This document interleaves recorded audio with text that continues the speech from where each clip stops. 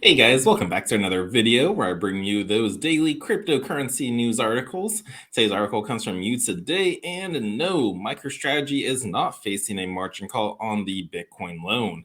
There's a lot of FUD articles going out there yesterday. Had to arrange our friend over in Missouri from Crypto World Days.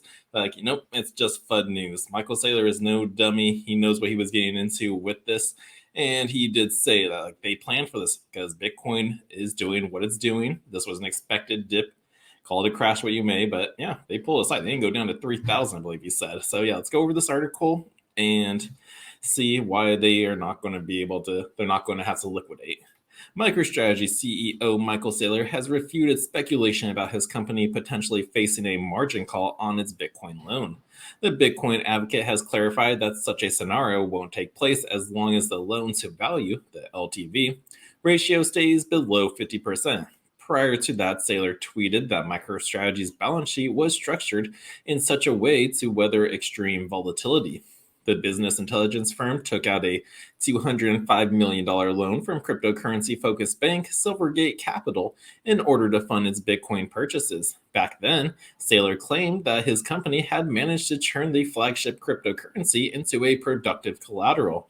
After a striking deal with the bank, MicroStrategy has 129,218 Bitcoin in its coffers, which are worth roughly 2.8 billion at today's prices. The Tyson, Virginia-based company has lost roughly 1 billion on its failed Bitcoin bet, but in May, MicroStrategy president followingly warned that the company could face a margin call if the price of Bitcoin were to drop below the $21,000 mark.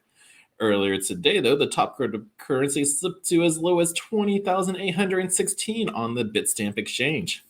The company pivoted to Bitcoin in August 2020, adopting the world's largest cryptocurrency as its primary reserve asset. The company announced its big Bitcoin bet just months before Bitcoin started a major rally. Saylor had managed to revive this career after he infamously lost $6 billion in one at the peak of the dot-com bubbles. Becoming one of the most influential voices within the cryptocurrency community, the shares MicroStrategy surpasses the $1,000 mark for the first time since last February, for the first time since March 2000. However, the rally wasn't sustainable, and the company's stock recently erased all of its Bitcoin-driven gains.